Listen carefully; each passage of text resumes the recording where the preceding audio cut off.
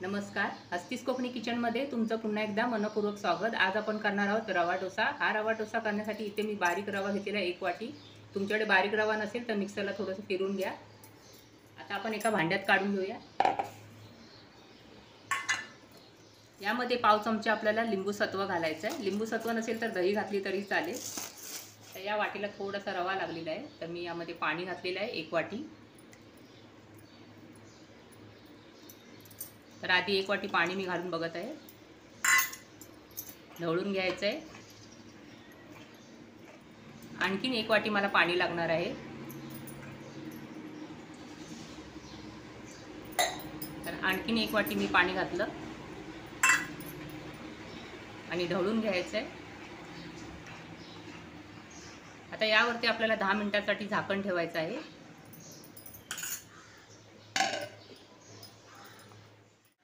10 मिनिटं झालेले, झाकण काढूया आणि एकदा ढवळून बघूया. रवा छान असा भिजलेला आहे. आता यामध्ये बाकीचे साहित्य आपण घालायला सुरुवात करूया. तर 1 लहान कांदा मी इथे घातलेला आहे. 2 हिरव्या मिरच्या, थोडीशी कोथिंबीर आणि 1 लहान टोमॅटो घातलेला आहे. चवीनुसार मीठ घालायचं आहे. परत एकदा छान असं ढवळून घ्यायचं आहे. यामध्ये पाव चमच्यापेक्षा कमी खाण्याचा सोडा घालायचा आहे, म्हणजे बेकिंग सोडा घालायचा आहे. परत एकदा छान ढवळून घ्यायचं आहे. तर आता आपण डोसे करायला सुरुवात करूया. इथे बिड्याचा तवा मी घेतलेला आहे, यावरती डोसे करणार आहे. याचा वापर सतत जर तुम्ही करत राहिला ना तर तुमचा हा तवा जो आहे तो कधीच गंजणार नाही आणि चांगला राहील. म्हणून मध्ये मध्ये असे पदार्थ यावरती करत राहा जर तुमच्याकडे असेल तर. इथे मी 1 चमचाभर म्हणजे 1 लहान चमचा मी तेल घेतलेलं आहे आणि सर्व बाजून पसरवून घेतलं आहे. आता चांगलं गरम होऊ द्या. आता इथे गॅसची आच कमी करून यावरती थोडंसं पाणी शिंपडायचं आहे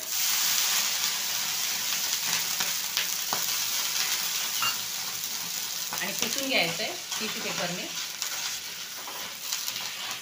म्हणजे डोसे चांगले येतात. यासाठी आपल्याला तेल आणि मग पाणी शिंपडून असं पुसून घ्यायचं आहे.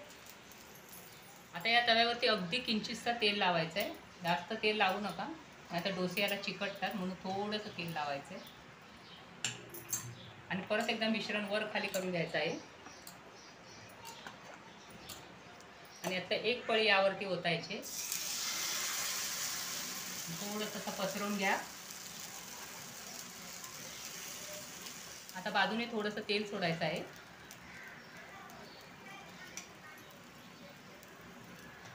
आणि यावरती अर्धा मिनिटासाठी झाकण ठेवायचं आहे.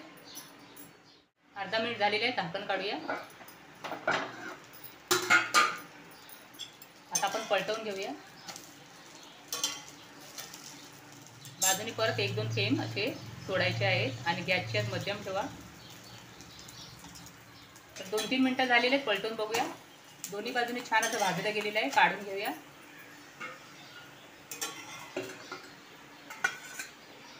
अजून एक मी तुम्हाला करून दाखवते. तर बाजूला बघा तेल असं थोडं लागलेलं आहे. तेल आपल्याला इथे फिरवायचं आहे मध्ये.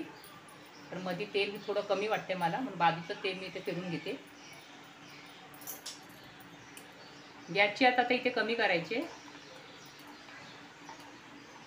आणि परत एकदा मिश्रण वर खाली करून घ्यायचं आहे आणि 1 पळी या तव्यावरती सोडायची आणि असं थोडं पसरून घ्यायचं आणि गॅसची आच मध्यम करून यावरती ठेवायचं आहे झाकण 2-3 मिनिटांसाठी. 2-3 मिनिटं झालेली आहे, झाकण काढून